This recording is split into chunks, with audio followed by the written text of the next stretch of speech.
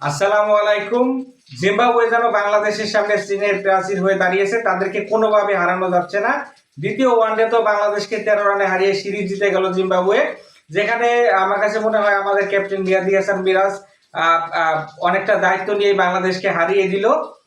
কারণ লাস্ট 3 ওভারে কিন্তু 16 রান প্রয়োজন হতো বাংলাদেশের, হাতে ছিল 2টা উইকেট। তখন মিরাজ কিন্তু সেটি ছিলেন, পাশে শরীফুল ছিলেন। তো ওই সময় একজন সেট ব্যাটসম্যানই কিন্তু দায়িত্ব নিয়ে দলকে জিতাবেন, এটাই আমরা কিন্তু ক্রিকেটে দেখে আসতেছি বছরের পর বছর ধরে।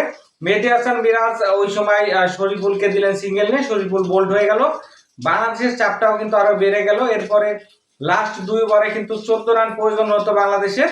তখন আমার কাছে মনে হচ্ছিল মেহেদী হাসান মিরাজ যে আসলে এই ম্যাচটা হারিয়ে দিবেন, ঠিক তাই হলো। এনগারাবের 49তম ওভারের দ্বিতীয় বলে কিন্তু তিনি এখানে যে শটটা মারলেন, শটে একদমই জোর ছিল না এবং বাউন্ডারি সীমানার প্রায় 10-15 গজ আগে কিন্তু জিম্বাবুয়ের ফিল্ডার এখানে ক্যাচ লুফে নিলেন। ফলে জিম্বাবুয়ে কিন্তু অনেক বছর পর বাংলাদেশকে ওয়ানডে সিরিজে হারালো। বাংলাদেশের যে ফর্ম যাচ্ছে, বাংলাদেশকে হয়তো বা হোয়াইট ওয়াশও করে দিবে জিম্বাবুয়ে, যেটা হয়তো বা প্রায় 20-25 বছর পর কিন্তু এরকমটা ঘটতে যাচ্ছে বাংলাদেশের সাথে। মেহেদী হাসান মিরাজ আসলে লাস্ট কবে বাংলাদেশকে ব্যাটিং এ জিতিয়েছে সেটা কিন্তু জানতে হলে যেতে হবে মিরপুরে। কারণ মেহেদী হাসান মিরাজ কিন্তু ভারতের সাথে মুস্তাফিজকে সাথে নিয়ে 1 উইকেটের অবিস্মরণীয় জয় উপহার দিয়েছিল আমাদেরকে। এ বাদে মেহেদী হাসান মিরাজ কিন্তু 100-র উপরে ওয়ানডে খেলেছেন, কোনো ওয়ানডেতে কিন্তু বাংলাদেশকে ওইভাবে ব্যাটিং এ জিতাতে পারেনি। তো মেহেদী হাসান মিরাজের ব্যাটিং নিয়ে কিন্তু আমাদের ভাবনার সময় এসেছে।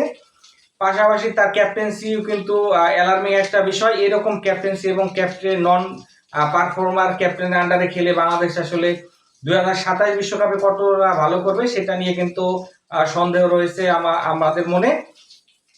এই ম্যাচটা যদি দেখেন, নুরুল হাসান সোহান আউট হয়ে যাওয়ার আগ পর্যন্ত মনে হচ্ছিল বাংলাদেশ কিন্তু হেসে খেলে হারিয়ে দিবে জিম্বাবুয়েকে, যেখানে 47 বলে 41 রান লাগতো, বাংলাদেশের কিন্তু হাতে ছিল 5 উইকেট।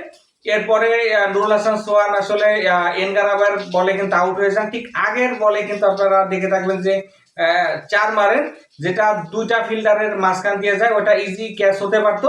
তো এই থেকে শিক্ষা নিতে পারেননি, ওই একই বল করেন এনগারাবা এবং ক্যাচ তুলে দেন। তো বলটা জোরে মারলে কিন্তু 6 হয়ে যেত। তা আমাদের ব্যাটসম্যানরা আসলে শিখবেন কবে? মোসাদ্দেক হোসেনের কথা যদি বলি, মোসাদ্দেক হোসেন সৈকত অস্ট্রেলিয়ার বিপক্ষে কামব্যাক করেছে, কিন্তু জিম্বাবুয়ের বিপক্ষে বরাবর 2টা ম্যাচ কিন্তু তিনি ব্যর্থ। দলের প্রয়োজনের মুহূর্তে কিন্তু 7 রান করে আউট হয়ে যান। যখন তার ফিনিশ করা দরকার ছিল সেই মোমেন্টামে তিনি ফিনিশ করতে পারেননি। তাহিদ হৃদয় যদিও ভালো ইনিংস খেলেছেন, এখানে 60 রানের দারুণ ইনিংস খেলেছেন, কিন্তু মাদভেরের ওই বলটা আসলে ওইখানে হচ্ছে হাফ শট খেলে আউট হওয়ার কোনো প্রয়োজনীয় ছিল না। তার সামনে সুযোগ ছিল 100 করে দলকে জেতানোর জন্য, কিন্তু তিনি সেটা করতে ব্যর্থ হয়েছেন। অথচ এখানে হচ্ছে কারান কিন্তু দেখালেন যে আসলে কিভাবে পেশার মোমেন্টামে ভালো খেলতে হয়, সেঞ্চুরি করে কিন্তু দলকে ভালো একটা ভিত উপহার এনে দিয়েছিলেন। আর তানজিদ হাসান তামিমের কথা যদি বলি, ভালো ব্যাটিং করেছেন, 57 করেছেন, কিন্তু ওইখানে হচ্ছে ওই কারানের ওই বলে আসলে বেনেটের ওই বলে আসলে আউট, তিনি আসলে কেয়ারলেস ভাবে আউট হয়ে গেলেন।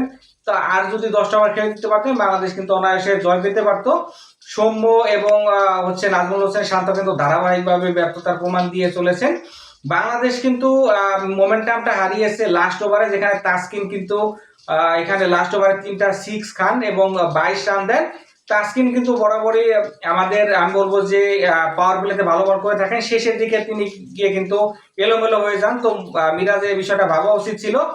লাস্ট 5 ওভারে কিন্তু জিম্বাবুয়ে 50 রান 60 রান নিয়ে নেয়, যেটা কিন্তু ম্যাচের মোমেন্টাম চেঞ্জ করে দেয়। তো জিম্বাবুয়ে পারলে আমাদের ব্যাটসম্যানরা পারতেছে না কোথায়? আমাদের ব্যাটসম্যানের আসলে দুর্বলতা কোথায়? সেই দুর্বলতার কারণেই কিন্তু আমরা পরপর 2টা ম্যাচ জিম্বাবুয়ের কাছে বাজেভাবে আসলে হেরে গেলাম। এখন দেখার বিষয় আসলে বাংলাদেশ হোয়াইট ওয়াশ এড়াতে পারে কিনা।